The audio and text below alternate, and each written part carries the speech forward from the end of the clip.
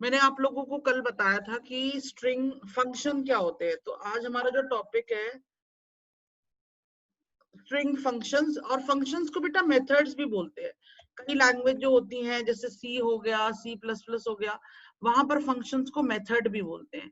So you can use string function also and string method also, but हम लोग जो Python है उसमें बेसिकली हम लोग फंक्शन ही बोलते हैं, हम मेथड नहीं बोलते हैं। ठीक है, बट अगर अगर मेथड भी कहीं लिखा हुआ आता है तो उन दोनों का मतलब एक ही है, स्ट्रिंग फंक्शन और मेथड एक ही है। मैंने आप लोगों को कल बताया था कि जो फंक्शन होता है, function is a group of statement which perform some specific task. जो फंक्शन होता है वो ग्रुप ऑफ स्टेटमेंट होता है और उसके पीछे कुछ कोडिंग होती है, और अगर आप उस फंक्शन को रन करोगे तो क्या होगा, वो कोडिंग परफॉर्म होगी। फंक्शन का बेटा एक नाम होता है, कोई भी फंक्शन होता है उसका एक नाम होता है और आप उस नाम से उसे कॉल करते हो। जैसे कि आप लोगों ने अभी तक आप लोगों ने जो फंक्शन यूज करा है वो उसमें से सबसे कॉमन फंक्शन है प्रिंट। तो जब भी आप किसी भी फंक्शन को यूज करोगे बच्चे, तो हमेशा उस फंक्शन का नाम लिखोगे, गलत नहीं लिखना आपने। जैसे अगर पी छोटा है तो पी छोटा ही लिखोगे। और फंक्शंस जो है अगर हम उन्हें कॉल करते हैं तो हम पेरेंथेसिस में लिखते हैं फंक्शन को, और उसके अंदर अगर कोई आपको आर्ग्यूमेंट देना होता है तो आप उसमें आर्ग्यूमेंट को डालते हैं। तो इस तरीके से हम लोग फंक्शन को लिखते हैं। बेटा मैंने कल आप लोगों को बताया था कि फंक्शन दो तरीके के होते हैं, एक होता है इनबिल्ट फंक्शन, ओके, एंड उसके बाद होता है दूसरा होता है यूजर डिफाइंड फंक्शन। ओके, तो हम लोगों ने यूजर डिफाइन का मतलब है आपको खुद फंक्शन बनाना है। तो अभी हमारे क्लास 11th में अभी हमें फंक्शन नहीं बनाने हैं, हम ऑलरेडी जो प्री डिफाइंड फंक्शन है उनको ही यूज करेंगे, तो ये हमारे अभी सिलेबस में नहीं है। अभी हमें सिर्फ इन बिल्ट फंक्शन जो है वो यूज करने। इन बिल्ट फंक्शन मतलब they are already there in the Python and we just have to write their name, एंड उसके पीछे की जो भी कोडिंग है वो क्या होगी, वो परफॉर्म हो जाएगी। ठीक है, सो बहुत सारे हम लोग यहाँ पर फंक्शंस पढ़ेंगे, बट फंक्शंस हम लोग अभी रिलेटेड टू किससे पढ़ेंगे, only related to the string. String से रिलेटेड पढ़ेंगे कि जो हम लोग हमारी जो स्ट्रिंग्स में अप्लाई होंगी, हम सिर्फ उन्हीं फंक्शंस को हम लोग पढ़ेंगे। तो सबसे पहला जो मैं आप लोगों को फंक्शन बताऊंगी दैट इज, अभी हम लोगों ने एक फंक्शन करा था बेटा। कौन सा फंक्शन करा था अभी एक क्वेश्चन में, जहां पर हमें स्ट्रिंग को रिवर्स करना था, हमने लेन पढ़ा था ना। तो ये जो लेन फंक्शन है ये किस लिए यूज करा जाता है, it is use to find the length of your string. आपकी जो स्ट्रिंग है उसकी लेंथ को अगर आपको you have to find out the length of your string, then आप क्या करेंगे, लेन जो है मेथड उसको यूज करेंगे, लेन जो है फंक्शन उसको यूज करेंगे। सबसे पहला फंक्शन जो है बेटा it is a capitalize function. Okay, capitalize यानी कैपिटलाइज आपने एज इट इज लिखता है। कैपिटलाइज फंक्शन जो होता है बेटा वो यूज करा जाता है, जो भी आपने जो लिखा है उसके जो फर्स्ट जो आपने सेंटेंस लिखा है उसका जो फर्स्ट लेटर है उसको कैपिटल करने के लिए।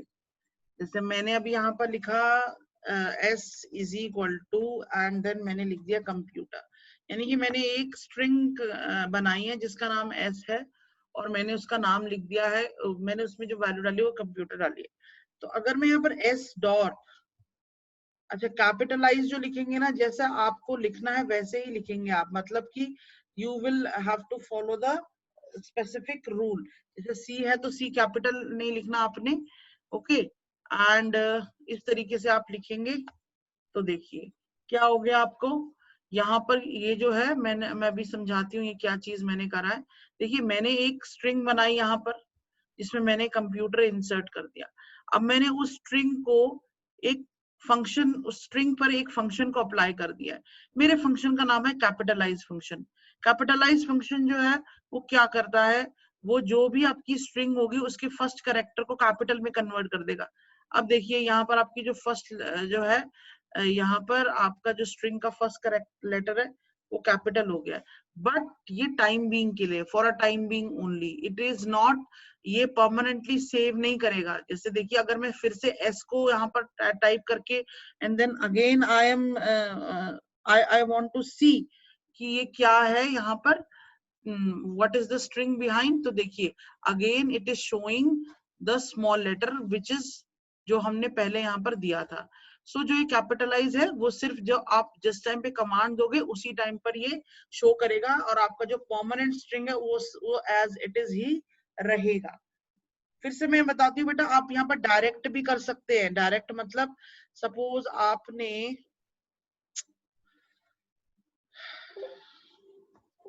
एक मिनट, हाँ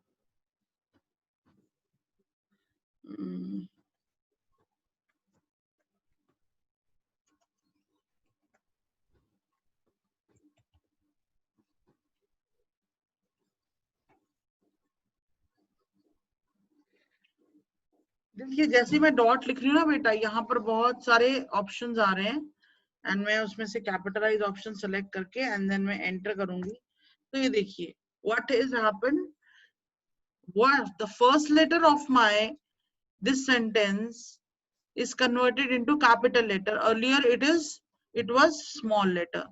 Okay, so you can do it in a two way. How? You can make a variable and आप string को initialize कर सकते हैं और फिर उसके बाद उसमें फंक्शन को अप्लाई कर सकते हैं, या आप डायरेक्ट स्ट्रिंग को लिख सकते हैं, यानी कि सिंगल कोट्स में कोई भी स्ट्रिंग को लिख करके एंड देन उसमें फंक्शन को आप अप्लाई कर सकते हैं. तो बेटा ये जो नेक्स्ट फंक्शन है ये है find function. Okay, find function जो है वो यूज करा जाता है to find out the position number और a index number of a particular character.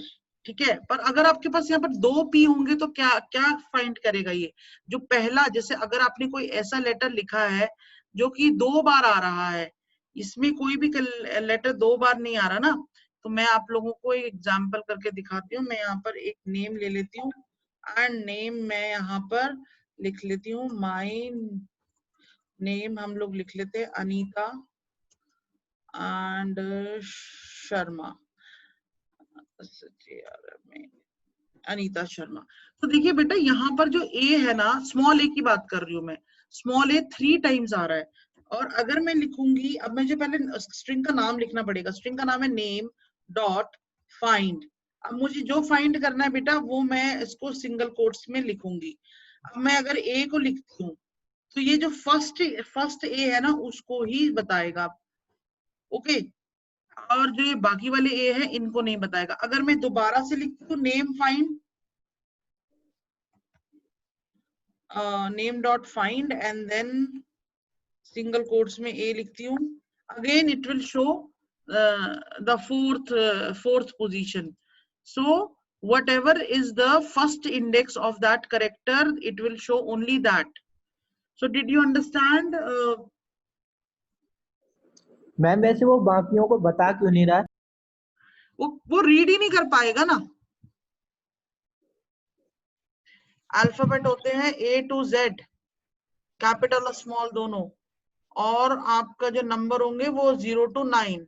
Okay, सो ये क्या करेगा, it will return true if the character in the string are alphanumeric and there is at least one character, otherwise false. यानी कि ये true return करेगा अगर आपकी string के अंदर अल्फाबेट भी होंगे और नंबर्स भी होंगे. ओके, और अगर इसमें सिर्फ अल्फाबेट होंगे तो भी ट्रू करेगा, और अगर सिर्फ नंबर होंगे तो भी ट्रू करेगा. बट अगर आपकी स्ट्रिंग खाली होगी तो ये फॉल्स रिटर्न करेगा. मैं आप लोगों को एग्जांपल बताती हूँ, अभी रुको, एग्जांपल बताती हूँ तब आपको समझ में आएगा. सपोज मैंने यहाँ पर एक स्ट्रिंग दे दी है, जब मैंने यहाँ पर स्ट्रिंग बना रखी बेटा, सपोज मैं नेम को ही बोल देती हूँ या फिर आपका एड्रेस कर देते हैं, address is equal to house number 35 sector 45. Okay, suppose ये जो मैंने एक स्ट्रिंग बना दी है, इसको इसमें देखिए अल्फाबेट भी है नंबर्स भी हैं. ओके, सो अगर मैं यहाँ पर लिखती हूँ अपनी स्ट्रिंग का नाम एड्रेस डॉट इज मेरे मेथड का नाम, मेरे मेथड का नाम है is LNUM num and then bracket open bracket close, okay, and then मैं उसके बाद ब्रैकेट ये इसको एंटर कर दूंगी। अब इसमें फॉल्स आ रहा है, ओके। अब मैं क्या करती हूँ, मैं एक और एड्रेस नाम का ADDD कर देती हूँ, या फिर 1 2 कर देते, और मैं इसमें हाउस नंबर नहीं लिखती हूँ, मैं इसमें H डॉट डॉट भी नहीं, HNO and then 34 and then sector 45 इस तरीके से लिख देती हूँ, देखते हैं क्या आता है। at dot is al num, अरे स्पेस है ना, देखते हैं क्या आता है, फॉल्स। तो यहाँ पर बेटा फॉल्स क्यों आ रहा है, फॉल्स इसलिए आ रहा है, मैं भी बताती हूँ सारे फॉल्स क्यों आ रहे हैं। एंड देन मैं यहाँ पर लिखती हूँ 1 2 3 ABC, एंड देन उसके बाद मैं लिखती हूँ A dot is L num bracket open bracket close. अब ये ट्रू आएगा। देखिए अल्फा न्यूमेरिक फंक्शन जो है बेटा, मैंने आपको बताया कि it will return true if there will be digit and character. तो ये है आपका अल्फाबेट और ये है आपके डिजिट, ठीक है ना। अब यहाँ पर फॉल्स इसलिए आया बेटा क्योंकि यहाँ पर क्या है, स्पेस भी है, ये देखिए यहाँ पर स्पेस है। तो स्पेस होने की वजह से, स्पेस ना तो अल्फाबेट है ना डिजिट है। अब ये कैसे पता चलेगा, ये इसकी एस्काई वैल्यू जो होती है ना, वो स्पेस की अलग होती है और अल्फाबेट और कैरेक्टर्स की अलग होती है। इसलिए कंप्यूटर को पता चल जाएगा कि आपने इस वैल्यू के बीच के कैरेक्टर को नहीं लिखा है, इसलिए यहाँ पर फॉल्स आ गया।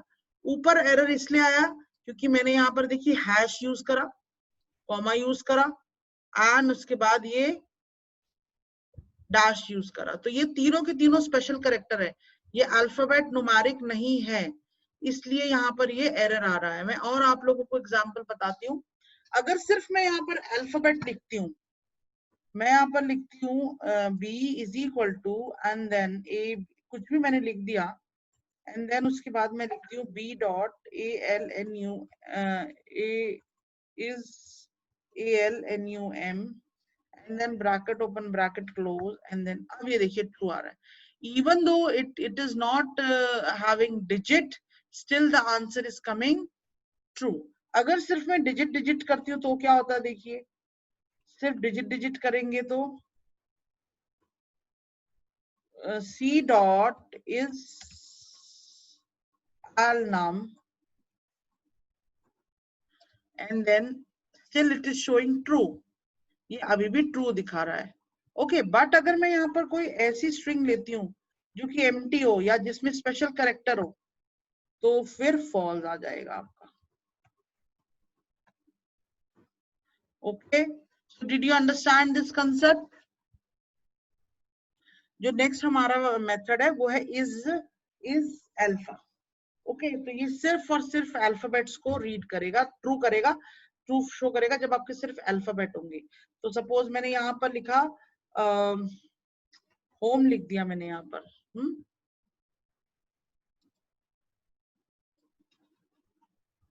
Home and dot is alpha.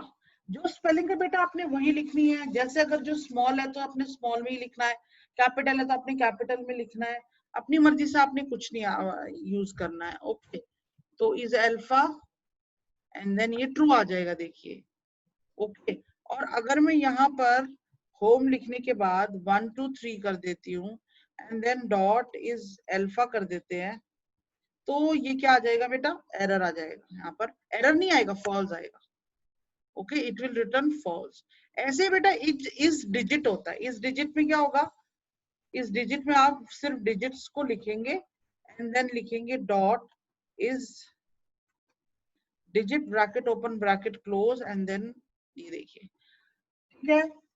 फिर जो हमारा नेक्स्ट जो है वो है इज लोअर। इज लोअर मतलब कि क्या करेगा कि ये ट्रू देगा जब आपकी कैरेक्टर्स जो है सारे के सारे अल्फाबेट्स जो है वो स्मॉल लेटर में होंगे, और अगर फॉल्स देगा अगर उसमें से कोई भी लेटर जो अल्फाबेट है वो कैपिटल लेटर में होगा, okay.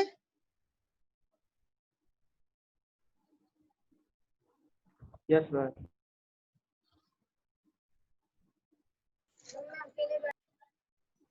It will return true. Okay. And then if one of my letter is suppose every letter is capital and one of the letter is small, and if I have written is upper, okay, and then मैंने dot नहीं लगाया यहाँ पर, ठीक है, आपने dot लगाना है, कोई गलती नहीं होनी चाहिए, नहीं तो गलती होगी तो error will come. See it is coming false. तो मैंने आपको क्या बताया, इज अल्फा जो है वो चेक करेगा, अगर आपकी स्ट्रिंग में सिर्फ अल्फाबेट होंगे then it will return true, otherwise it will return fall. It digit में क्या होगा, it will return true if the all the whatever you have written is are number. is lower में क्या होगा, it will return true when your all the letters are small. and is upper में क्या होगा, it will return true when all the letters are capital. उसके बाद है आपका, एक है लोअर और एक है अपर. ये क्या करेगा, इज का मतलब है कि वो चेक कर रहा है. अगर आप इज नहीं यूज करोगे, सिर्फ लोअर और अपर लिखोगे, तो ये कन्वर्ट कर देगा. लोअर को लोअर करोगे तो लोअर में कन्वर्ट कर देगा, और अपर करोगे तो अपर में कन्वर्ट कर देगा. जैसे कि फॉर एग्जाम्पल मैंने यहाँ पर लिखा, ठीक है, एंड देन उसके बाद मैं यहाँ पर किसी का नाम लिखती हूँ, अनिल कुमार लिख दिया मैंने, एंड देन मैं यहाँ पर लिखती हूँ dot and then upper, and then bracket open bracket close, and then देखिए जो भी मैंने लिखा है वो कैपिटल लेटर में कन्वर्ट हो गया. मैंने इज का इस्तेमाल नहीं करा यहाँ पर, without using is. if I am using is, it means I am checking whether the string letters are capital or not. यहाँ upper का मतलब है it is converting whatever written in the string into the capital letter. उसके बाद अगर मैं यहाँ पर लिखती हूँ,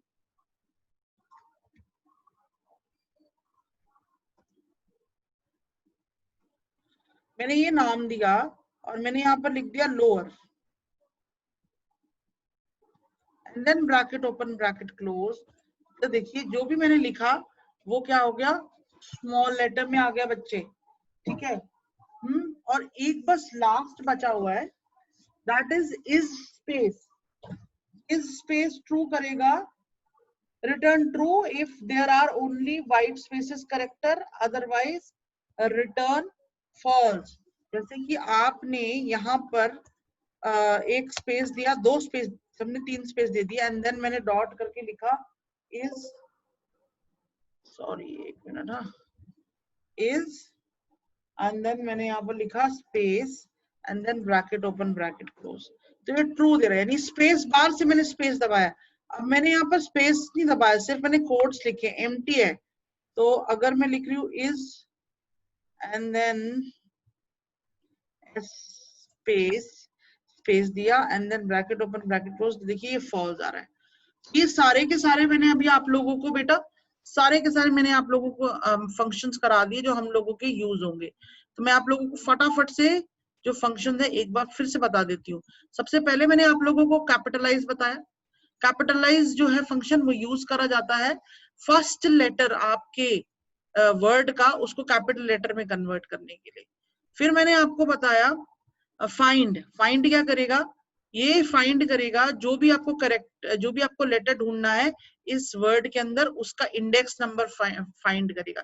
it will return the index number of that particular letter from the string.